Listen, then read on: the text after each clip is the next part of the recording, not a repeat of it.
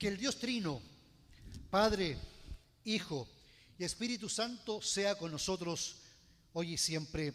Amén. Hoy día estamos celebrando la Trinidad. Triunidad, de ahí viene la palabra. Pero qué concepto más amplio, profundo, llámese de lo que usted quiera. ¿Ya? Es un concepto que racionalmente no lo vamos a entender. Esto de que cuando Cristo decía, yo y el Padre uno somos, y después oraba a su Padre que estaba en los cielos, ¿cómo? ¿Es Dios o no es Dios? ¿Era 100% Dios? ¿Era 100% hombre? El Espíritu de Dios es Cristo, Cristo es el Espíritu de Dios. Dios es el Espíritu Santo y el Espíritu Santo es Dios, no deja de ser Dios. De hecho, nosotros cuando decimos aquí Dios está con nosotros, y lo mismo decir el Espíritu Santo está con nosotros, indistintamente. Pero es algo que, como me decía Miomi, nos queda como poncho. 200 años estuvieron tratando de resolver el problema. De hecho, he estado leyendo algunos libros de la Edad Media, de la Edad Media temprana, y los primeros problemas que tuvo la iglesia cristiana fueron precisamente estos: si Cristo era humano, era divino. De repente salió un personaje, un sacerdote, monje, Arrio, los arrianos. Ellos decían, ¿no es cierto?, o él decía, no, Cristo y Dios son completamente distintos. Y el Espíritu Santo son tres personas distintas. Obviamente fueron perseguidos. No obstante, buena parte del cristianismo de la Edad Media fue arriana. Y para concluir en parte este tema, ¿no es cierto?, se creó una confesión de fe que es muy famosa. ¿Ustedes saben cuál es? ¿Qué confesión de fe? El credo apostólico. Creo en Dios Padre y su Hijo Jesucristo y el Espíritu Santo. Para reafirmarlo, Atanasio hizo otro credo muy parecido. Luego se juntaron en Nicea, ¿no es cierto?, y formaron el credo niceno exactamente bajo las mismas circunstancias y concluyendo lo mismo. De ahí la iglesia cristiana afirma el hecho de que la Trinidad es algo importante, es algo fundamental para entender que no entendemos a Dios. No sé si me explico. Dicen que Dios es como un iceberg, solamente Él se ha dejado ver en lo visible, lo que alcanzamos a ver, el resto es enorme. La Trinidad, de hecho, ¿no es cierto?, es algo que ya nos habla de la divinidad de Dios, de que es un Dios totalmente otro, dijo otro teólogo. Solamente les coloco otro ejemplo más concreto. Piensen por un momento determinado, en ejercicio, ¿de cuándo viene Dios? ¿Cuándo nació Dios? ¿O cuándo no nació Dios? Piensen que Dios ha existido siempre. Y no nos entra. No nos entra. Porque nosotros estamos determinados, somos limitados desde varios puntos de vista. Y uno de ellos es que siempre estamos con el tema espacio-temporal, ¿no es cierto? Tenemos un nacimiento, una muerte, principio, final. Todo tiene principio y final. Pero si comenzamos a pensar en que Dios nunca ha tenido un principio, eso está fuera de este mundo. De hecho, hay otras cosas más. La eternidad, cuando hablamos de la eternidad, lo mismo. Y ahora la Trinidad, lo mismo, es para darnos a conocer de que este Dios es tremendamente grande. Yo no sé si les pasa esto a ustedes, pero cuando yo estoy en una noche estrellada en el campo en verano, veo la bóveda, veo la Vía Láctea, y resulta de que a mí me sobrecoge, por no decir me da miedo. ¿Ya? Uno dice, y la Biblia dice que las estrellas las puso Dios ahí. Yo solamente alcanzo a ver algunas estrellas, la astronomía me va a decir un montón de otras estrellas y galaxias y cosas tan espectaculares que para que ustedes o nosotros nos demos cuenta, la ciencia, la física, ha tenido que decir que para entender eso que está allá, necesitamos refundar la física. Dicho de otra forma, lo que nosotros aprendimos de física, eso es prehistoria. Ya me acuerdo mucho una famosa película, creo que Los Hombres de Negro, no sé si el primero o el segundo, en que de repente dice uno respecto a la inteligencia humana, que la inteligencia humana es como un virus, ¿no? Apenas así, como un virus. Somos básicos. Apenas nos asombramos con llegar a las profundidades del mar. Apenas. Y si bien es cierto, Dios tiene su valor, perdón, el hombre tiene su valor, el ser humano está metido en este universo tan pequeño que los astrónomos dicen que desde cierta distancia la Tierra es como una mota de polvo. Me gusta ese concepto. Creo que el profesor Massa lo dice. Como una mota de polvo. Así somos. Ya esta mota de polvo vino Dios. En esta mota de polvo se acordó Dios que de toda su creación existían seres humanos que necesitaban resolver un problema esencial, de fondo, y que era su maldad.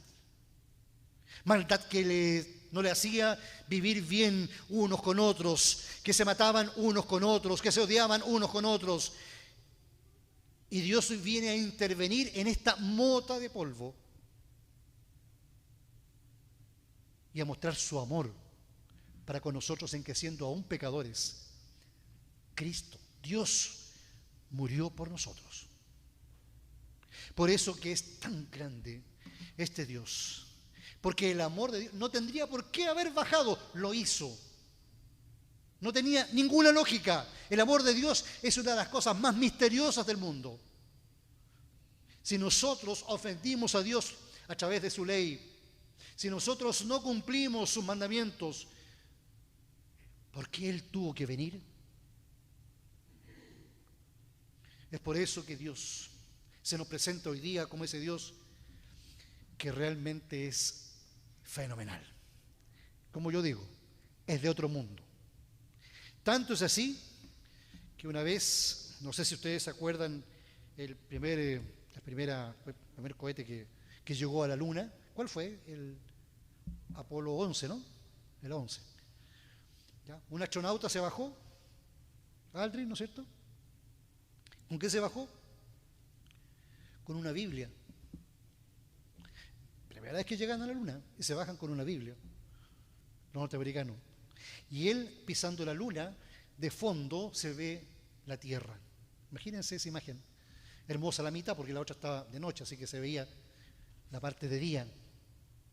Y él lee el Salmo 8 y dice: oh Señor soberano nuestro, qué imponente es tu nombre en toda la tierra.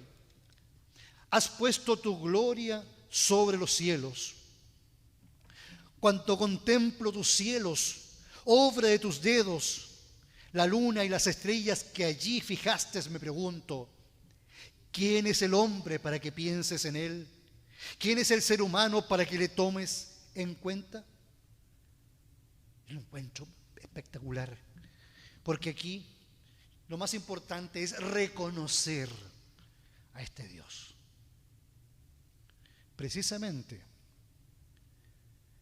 el ser humano y la maldad no quiere que el ser humano reconozca a ese Dios. Y por eso que nos meten con tantas cosas que cuando no hay tiempo, no tienes tiempo para poder abrir la ventana, un poquito de esa eternidad y ver a ese Dios que nos ama. Así que por eso se celebra hoy día la Trinidad. Y esa Trinidad bajó hasta nosotros. Bajó en 3 puntos. El primero, a través de la ley de Dios. La ley de Dios nos habla de Dios. Nos habla del carácter de Dios. Es bueno, es justo. Pero en segundo lugar también bajó en Jesucristo. Eso ya lo hemos dicho. Y en tercer lugar bajó a través de su Espíritu Santo. Lo vimos la semana pasada. La Trinidad de alguna forma nos habla de este Dios que está más allá de nuestra inteligencia. Por eso que el mensaje que aparecía ahí es real. Yo pensaba que el hombre era grande por su poder, pero grande solo es Dios. Pero un poquito el tema de esta bendición. Bendición que la damos todos los domingos. Usted, a propósito, da la bendición a otros, ¿o no? ¿Sí? ¿Sí? Porque algunos simplemente, chao, que te vaya bien, ¿no? Pero siempre hay personas que dicen que Dios te bendiga.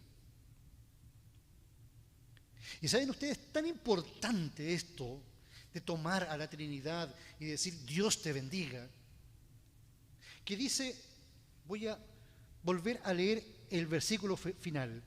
Así invocarán mi nombre, con la bendición, sobre los israelitas, para que yo los bendiga. O sea, la bendición de Dios no es solo palabra de deseo de que te vaya bien, sino que a través de esa bendición, de ese Dios te bendiga, le estamos pidiendo a Dios que actúe sobre esa persona querida, amada.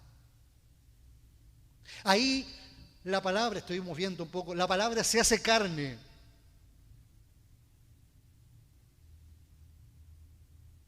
Es importante, por ejemplo, en el Nuevo Testamento, que las personas colocaban sus manos sobre las cabezas de las personas para dar su bendición. Los primeros patriarcas, para dar la bendición a los hijos, también era tremendamente importante. Sin esa bendición ellos no podían irse. Ustedes saben lo que significa la palabra bendición, que en latín significa bien decir, ¿ya? Pero en hebreo es baraj. Baraj o barej. ¿Qué significa? Rodilla. ¿Qué tiene que ver con eso? Rodilla. ¿No? Significa que los judíos antiguos, cuando recibían a su bebé, lo colocaban en sus rodillas. Lo primero que hacían era eso. Y después, cuando el niño crecía, imaginémonos, se portaba mal o había que darle consejos, le decían, ven un poquito, siéntate aquí, en mis rodillas. Y de ahí viene bendición. Y bendición es algo tremendamente paternal. Roberto, no sé si me puedes dar la siguiente imagen, y a veces ojalá que se logre ver. No sé si se logra ver en el lado de allá. Esta es una estela egipcia, pero también hay otras estelas sumerias y también babilónicas, donde aparece el líder, ¿no es cierto?, con el hijo en las piernas, en las rodillas, ¿no? Y eso es un mensaje, recuerden que esos eran los diarios de la época, ¿no? Con eso estaban diciendo, este es la persona que amo. Esta es la persona que va a heredar lo que yo tengo. Y por eso cuando entregan su bendición y Dios nos entrega su bendición, es porque vamos a heredar cosas que Él nos está preparando. Miren qué hermoso. Dios nos hereda precisamente para poder tener un futuro, una esperanza. Lamentablemente, para dar el lado contrario de la bendición, justamente cuando un niño no era bien recibido, ¿qué es lo que hacían? Es triste, ¿no? Pero los romanos, por ejemplo, lo iban a dejar a la columna, a la columnata, ¿cómo se llama esto? Donde lo iban a botar, para que se mueran. Los romanos inclusive tenían que contratar a nodrizas para que le logren salvar a algunos. Si no eran perfectos, los griegos, ¿no?, los tiraban por el monte Taygeto, si no eran perfectos, si tenían alguna falla. Pero Dios no. Dios no es así. Cuando recoge a una persona, cuando toma a una persona, cuando adopta, porque ojo, ese concepto es muy importante. Nosotros naturalmente no somos hijos de Dios, Él nos hace hijos de Dios. Nos transforma y nos da su bendición, su bienvenida a la comunidad. Él mismo precisamente asume el hecho de las críticas que pueda recibir él, si es que los mismos judíos lo hicieron, ¿no es cierto? ¿Por qué preocuparse de los otros? ¿Por qué preocuparse de los ajenos? Tú viniste a los judíos y no a los gentiles, ¿no? Él vino también a nosotros. Le costó su muerte. Le costó dolor. Por eso mismo, su bendición es tan importante, porque entramos en comunión con Él. Y le pedimos que Él pueda hacer con nosotros hoy y siempre. Amén.